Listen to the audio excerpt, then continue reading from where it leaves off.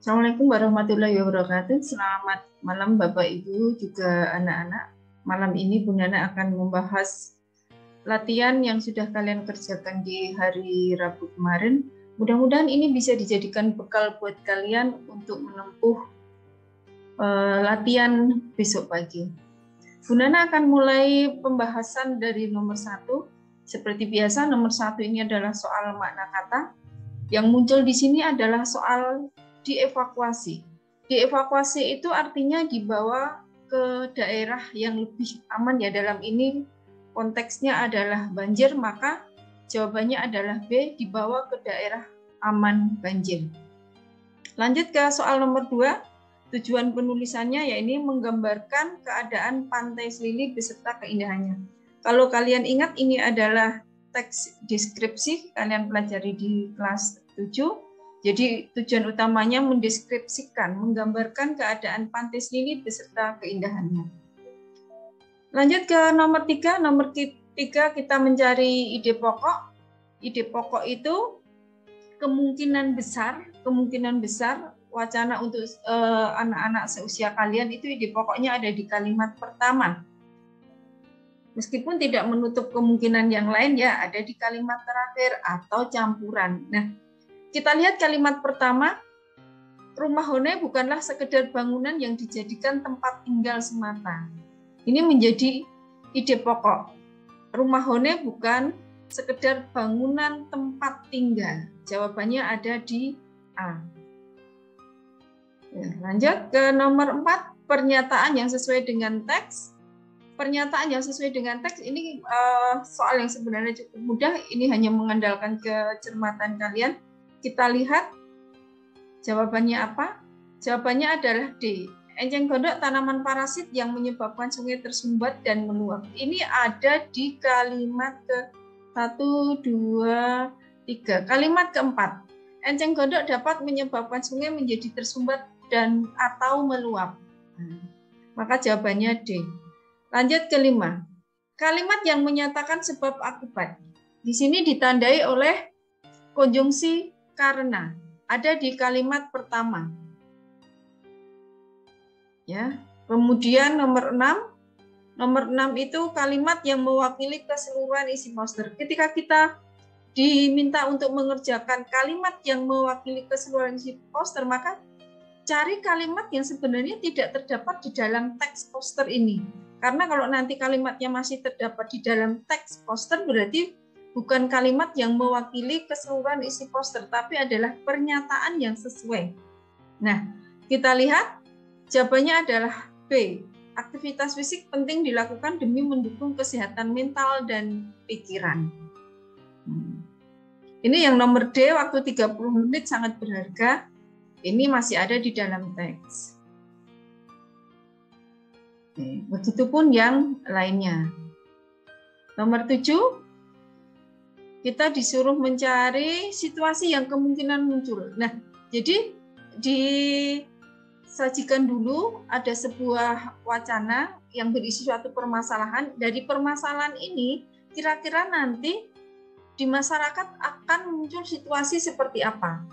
Ya, permasalahannya adalah Menteri Kesehatan Budi Gunadi Sadikin meninjau pelaksanaan vaksinasi COVID-19 bagi para pemuka agama di Menteng.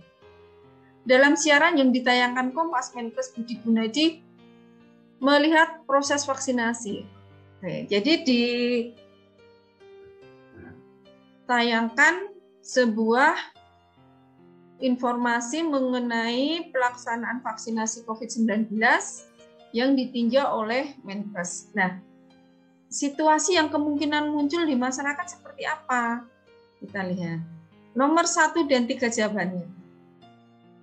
Masyarakat semakin termotivasi untuk mengikuti program vaksinasi ya, mendaftarkan program vaksinasi. Dan nomor 3-nya adalah berbagai kalangan semakin yakin bahwa program vaksinasi akan berlangsung dengan sukses. Jadi pernyataan-pernyataan ini dikaitkan dengan teks di atasnya. Lanjut, nomor 8 kita diminta untuk mencari ringkasan. Bagaimana cara mencari ringkasan? Cara mencari ringkasan adalah dengan menggabungkan kalimat utama paragraf 1 dan kalimat utama paragraf 2 atau gagasan utama paragraf 1 dan gagasan utama paragraf 2. Kita lihat gagasan utamanya paragraf 1 adalah kemacetan lalu lintas dapat dipengaruhi oleh berbagai hal. Kemudian paragraf 2-nya, kemacetan lalu lintas di jalan raya menjadi persoalan yang pelik di berbagai kota besar. Nah, ini kita jadikan satu, sehingga menjadi kemacetan lalu lintas dapat dipengaruhi oleh berbagai hal dan menjadi masalah yang pelik di kota besar. Jawabannya adalah A. Diingat-ingat nggih? Kalau kita mencari ringkasan berarti menggabungkan gagasan utama. Lanjut nomor 9, fakta. Fakta pada kutipan tersebut. Jadi ada sebuah teks terdiri dari 4 kalimat, faktanya yang nomor berapa? Jawabannya adalah B, 2 dan 3. Nomor 1 itu ada kata dipercaya ini. Dipercaya dapat mengubah pola pendidikan. Ini adalah kalimat yang merujuk pada opini. Kemudian nomor 4-nya pun begitu. Ini adalah kalimat yang merujuk pada opini. Nomor 10, simpulan.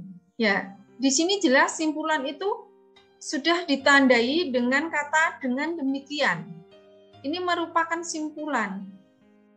Keluarga harmonis, tentram, dan rukun sangat potensial membentuk kepribadian yang baik bagi remaja. Kebetulan di sini sudah ada simpulan tersuratnya ya, sudah ada di dalam teks. Bagaimana kalau belum ada simpulan tersuratnya? Nah, kalau belum ada berarti definisi dari simpulan itu adalah gabungan antara gagasan utama dengan pendapat. Jadi pendapat akhir dari sebuah wacana biasanya menggabungkan antara gagasan utama dengan pendapat. Seperti itu. Nomor 11, kita disuruh mencari perbedaan penggunaan bahasa. Jawabannya apa? Jawabannya adalah banyak kosakata asing. Jelas di sini di garis miring. Ini adalah kata-kata asing di garis miring. Kemudian yang kedua, menggunakan kata-kata atau kosakata di bidang ekonomi. Kita lihat ada surplus, defisit, investasi, dan investor, dan mungkin kalian menemukan yang lainnya. Ya, perbedaannya adalah yang satu banyak menggunakan kata asing, kemudian yang kedua kosakata di bidang ekonomi. Nomor 12, perbedaan pola penyajian. Jawabannya adalah A. Teks pertama menggunakan hubungan sebab akibat. Jelas, ini ada konjungsinya, akibatnya. Kemudian yang kedua adalah urutan waktu. Ibu kota, daerah yang selalu menjadi impian warga, kemudian di sini juga ada istana kepresidenan. Ini semua merujuk pada tempat, maaf. Hubungan sebab akibat dan urutan tempat, maaf. Ya, ini adalah kata-kata yang merujuk pada tempat. Kemudian yang teks 1 ini ada disebabkan, kemudian di sini akibatnya diperjelas lagi, maka menjadi hubungan sebab akibat. Lanjut 13, karakter tokoh Junet yang ikhlas. Kita disuruh membuktikan karakter Junet yang ikhlas itu ditunjukkan kalimat keberapa. Kita lihat ada di kalimat keempat. Tidak ada sebersih dendam di hatinya. Tidak ada sebersih dendam di hatinya, berarti dia ikhlas, dia tidak pendendam, dia ikhlas. 14, peristiwa yang dialami tokoh. Ya, ini bacaannya cukup panjang. Peristiwa yang dialami tokoh adalah Pak Tejo datang ke sekolah agar mengetahui tindakan Ganang yang dianggap mencemarkan nama baik sekolah, tetapi Ganang tidak mau mengakuinya. Kita lihat, ya. Pak Tejo tiba di ruangan kepala sekolah. Ini berarti Pak Tejo datang ke sekolah. Anak lelakinya Ganang sudah terlihat duduk di depan meja. Pak Tejo mengambil tempat di sebelah Ganang. Tak lama, kepala sekolah menceritakan segala permasalahannya. Sampai di bawah sini.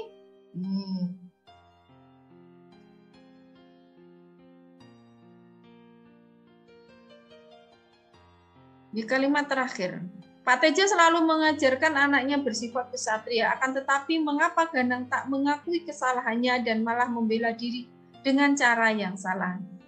Ini jelas di kalimat terakhir ya. Pak Tejo datang ke sekolah agar mengetahui tindakan Ganang yang dianggap mencemarkan nama baik sekolah, tetapi Ganang tidak mau mengakuinya. Ini ada di kalimat terakhir.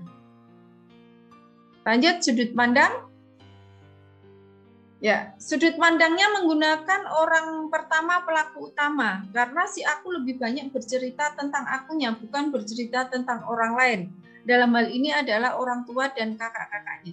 Si aku lebih banyak bercerita tentang aku, maka menggunakan sudut pandang orang pertama pelaku utama. Kalau si aku lebih banyak bercerita tentang orang tua maupun kakak-kakaknya, kakak-kakak si aku, maka itu menjadi sudut pandang orang pertama pelaku sampingan. Karena di sini lebih banyak bercerita tentang aku, maka menjadi sudut pandang orang pertama pelaku utama. Kita lanjut ke nomor 16. Ya, latar tempat dan suasana. Latar tempatnya di belakang rumah. Ini ada di kalimat pertama. Kemudian suasana was-was, perasaan khawatir. Khawatir itu was-was. Jadi terlihat jelas di sini di kalimat pertama itu merupakan kata kunci untuk latar tempat dan kalimat terakhir merupakan kata kunci untuk suasana. Lanjut ke nomor 17.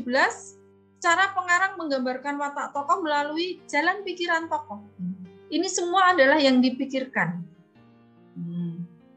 Tiba-tiba terbesit pertanyaan di benak mereka. Kalau di sini bisa seindah ini, mengapa di seberang sana bukit digunduli sehingga mengundang berbagai bencana? Ini adalah pikirannya si tokoh. Lanjut 18, makna simbol tempat yang basah. Ya, bekerja di tempat yang banyak mendapatkan uang. Ini tidak perlu kita perdebatkan konteksnya. Tempat yang basah adalah tempat yang banyak mendapatkan uang. Lanjut. Kita diminta untuk mencari amanat. Jawabannya adalah nomor 1 dan 3. Nomor 1, apabila kita bersatu, tidak ada satupun yang dapat menjatuhkan kita. Mana kuncinya? Kuncinya ini di paragraf pertama. Hari itu sejarah besar Tanah Modo akan terukir di hati seluruh binatang. Mereka akan berjuang bersama-sama hingga titik darah penghabisan untuk membela tanah air tercinta. Ya, mereka akan berjuang bersama-sama. Kemudian ada lagi kata kuncinya. Mendapati perlakuan demikian tak terbersit sedikit pun kesombongan di hati Nagata. Jangan merasa tinggi hati oleh keberhasilan yang sudah diraih. Maaf, di sini ada kesalahan penulisan atau salah ketik ya. Ini oleh keberhasilan yang sudah diraih. Tak terbersit sedikit pun kesombongan. Nah, tidak boleh tinggi hati. Jadi jangan merasa tinggi hati karena keberhasilan yang sudah diraih. Jawabannya 1 dan 3. Lanjut nomor 20. Kutipan tersebut termasuk bagian masih pengenalan ya. Masih pengenalan. Sumirat mempercepat langkah kakinya menuju kebun belakang. Meski pagi belum terang benar, tetapi dia dapat melihat sayuran yang menghijau di belakang rumah. Aroma sayuran dihirup dalam-dalam sampai menembus pori-pori tubuh.